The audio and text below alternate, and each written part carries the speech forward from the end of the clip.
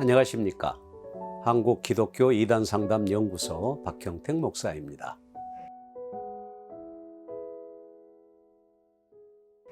오늘은 요한계시록 5장에 대하여 말씀하고자 하는데 5장에는 무슨 내용의 말씀이 기록되어 있는지 살펴보도록 하겠습니다. 말씀을 들으면서 분별이 필요하다고 여겨집니다. 5장은 크게 두 부분으로 나눌 수 있는데요. 먼저는 1절에서 7절인데요.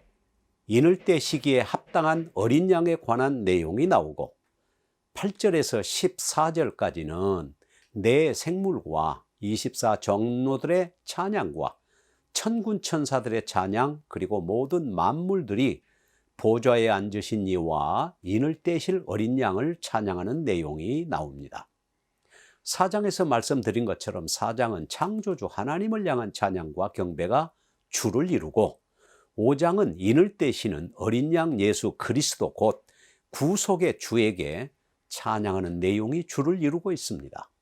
그런데 이단들이 이 요한계시록 5장의 성경을 해석하는 것을 보면 얼마나 왜곡되고 아전 인수격 해석인지 알 수 있습니다.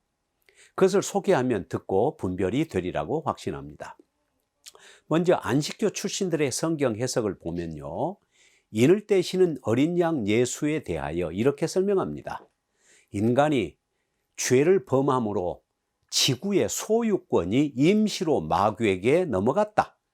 지구의 원주인은 하나님이시다. 그런데 이 지구에 대한 소유권이 임시로 사단의 손에 넘어갔기 때문에 예수께서는 지구를 팔아넘긴 죄값을 지불하시고 지구에 대한 법적 소유권을 되찾아 온 것이다. 인증된 증서는 지구의 원주인이신 하나님이 보관하고 계시는데 예수님이 죄의 값을 지불하고 이 땅은 원주인에게 되돌린 것이다 라고 하면서 예수님이 이늘 때시는 사건은 지구의 소유권 이전 문제를 해결했다고 주장하는 것입니다. 여호와 증인들의 성경 해석을 보면 이늘 때시는 어린 양에 대하여 이렇게 설명합니다. 여호와 증인은 예수님을 피조물로 보고 하나님으로 보지 않습니다. 그렇기 때문에 자기들의 교리에 맞춘 것이라 할 수 있습니다. 예수는 완전한 인간으로서 몹시 고통스러운 시련 아래서도 충절로 여호와를 섬긴 탁월한 분이시다. 여호와께서는 부활하신 예수님이 아닙니다. 부활되신 예수에게 하늘과 땅의 모든 권세를 맡기셨다. 예수께서 두루마리를 펴시는 것은 매우 적절한 일이다. 1914년부터 그분은 하나님의 메시아의 왕국의 왕으로서 즉위하신 분이며 그 두루마리는 그 왕국과 왕국이 수행할 일에 관하여 많은 것을 알려준다. 예수께서는 특히 여호와께서 예수를 하늘 왕으로 즉위시킨 1914년부터 권세 곧 정부 권세를 행사해 오셨다라고 주장합니다. 여호와 증인에게 있어서 1914년은 매우 중요한 해로 여겨집니다. 왜냐하면 1914년은 계시록 6장 첫째 인을 뗄 때 흰말을 탄 자가 면류관을 받은 해로서 흰말을 탄 자가 예수님이라고 믿기 때문이지요. 주전 606년 이스라엘이 바벨론에 의해서 멸망할 때 하나님의 왕국이 멸망하고 이방인의 때가 시작되었다고 합니다. 그래서 1914년까지 2520년을 이방인에게 내어주었다가 1914년 예수님이 왕권을 받았다고 믿기 때문이지요. 신천지의 성경 해석을 보면 아주 재미있습니다. 이만희 씨는 과천에서 일어난 일과 요한계시록의 내용을 연관시키는데 다음과 같이 해석합니다. 예수님은 이긴 자이다. 마귀와 싸워 이겼기 때문에 하나님의 손에서 책을 취하여 6장과 같이 7인을 떼실 수 있었다. 예수님에게 있는 7뿔은 7 육체를 말하는데 이 7 영은 처음에는 그들과 함께 역사했으나 그들이 배도하자 새 육체를 택하여 옮겨가게 되었다. 예수님이 손에 붙잡고 계셨던 7별은 예수님이 편지를 보냈는데도 회개하지 아니하여 직분을 박탈당한 자요. 5장의 7뿔은 배도한 7별을 심판하기 위하여 새로 세운 7 사명자이다.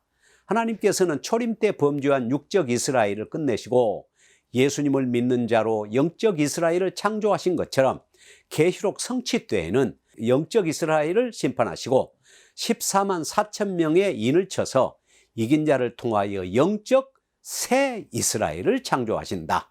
초림 때에 이긴 자 예수님은 영적 세계에서 말씀하셨고 재림 때는 이긴 자를 통하여 이 땅에서 실상을 이룬다. 이로써 봉안책은 먼저 영계에서 열리고 육계에서 펼쳐진다고 주장하고 있습니다. 이러한 이단들의 성경 해석은 본문의 내용과는 상관없이 자신들의 논리나 교리에 맞추고 있음을 분명히 알 수 있습니다. 하나님은 모든 심판하는 권세를 아들 곧 예수 그리스도에게 맡기셨습니다. 주님이 두 번째 다시 오시는 것은 심판과 구원을 행사하시기 위해서 오십니다. 다른 사람의 육체를 입고 오시지 않습니다.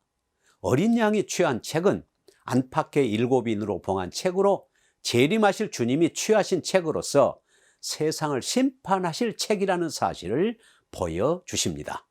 6장의 7인 심판, 8장 9장의 7 나팔 심판, 16장의 7 대접 심판을 보면 이것이 심판인 것이 분명해집니다.